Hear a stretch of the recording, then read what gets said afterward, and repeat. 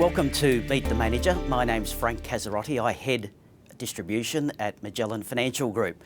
Today we're going to hear from Hamish Douglass, who's the co-founder and, more importantly, the portfolio manager for the Global Fund. Hamish, talk us through the investment philosophy for the Global Fund. Well, before I start with the philosophy, I'll really start with the objectives of the fund. Our first and I think most important objective is we're trying to minimise the risk of a permanent capital loss. As you know, we're a long-only fund. That doesn't mean we're trying to take out all stock market volatility, but what we're trying to do is we're trying to minimise what we call event risk within the fund, and we're really talking about the events that can occur. They could be a macroeconomic event like the financial crisis that happened in 2008 and 2009. We actually sold almost completely out of all banking stocks just after the collapse of Lehman Brothers, and we ran the fund at 30% cash during that period. That was because we have an objective of not losing people's money in the fund. It's the most important objective that we have. That doesn't mean the fund couldn't go down in a period of time when stock markets are going down, but if we own businesses where we have no concern about them being permanently impaired in their value, or that risk, the financial crisis wasn't going to harm the long-term consumption of Coca-Cola, we didn't sell our Coca-Cola shares. But it was potentially going to be catastrophic for banking institutions around the world, and we weren't prepared to wait around with that risk. Once we're focused on that minimisation of risk, we then very much focus on the return for our investors. There's no use minimising risk and not delivering people any investment return.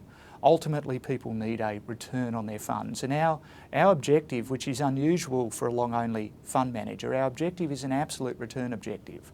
And our objective is to deliver people a performance over the medium to long term of a minimum of 9% per annum, net of any fees that we would charge in the fund, which of course means we have to get slightly more than 9% per annum from the fund itself. And that means every investment decision we make, we're not trying to make short-term decisions about outperforming the market in a particular quarter or over a year and making sectorial calls. We're trying to make decisions about, will that investment, being low risk, deliver a return over the next 3 to 5 years of at least 9% net of our fees.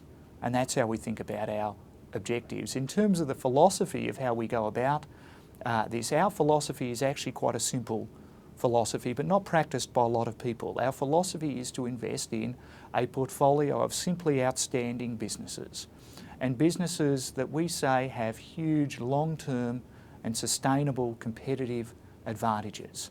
They could have huge market shares or brands. They could have patents protecting them.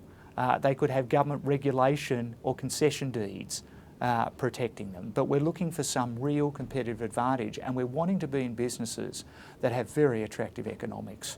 Capitalism is very brutal over time. Businesses that appear to be very attractive, along comes a deep recession, competition comes in, margins disappear, and the business is no longer attractive. We're wanting fairly unique businesses that have such wide competitive advantages, which we call economic moats. That's sort of a Warren Buffett term. And we are looking for these very, very advantaged businesses with these wide economic moats that have very attractive returns. And we would say that if you paid a fair price for these businesses and were right on their assessment of their long-term competitive advantages, the chance of permanently impairing people's capital investing in that type of portfolio is pretty remote. And then what we do in our philosophy, we're focused on 3 sectors. So we want to have an advantage, a competitive advantage ourselves, an analytical advantage, and that's why we focus. We focus on 3 sectors only. We focus on the large franchise or largely consumer sector around the world. There are a lot of businesses around the world that have built up very, very large brand advantages over time in that space. But they could be the healthcare or pharmaceutical sector as well. They could be the e-commerce sector or the tech sector, as well as the large retailers and consumer companies around the world. We're focused on financials around the world. They're just not banks. They're payment card networks. They may be stock exchanges around the world. Of course, insurance companies and asset management companies. It's a very large sector.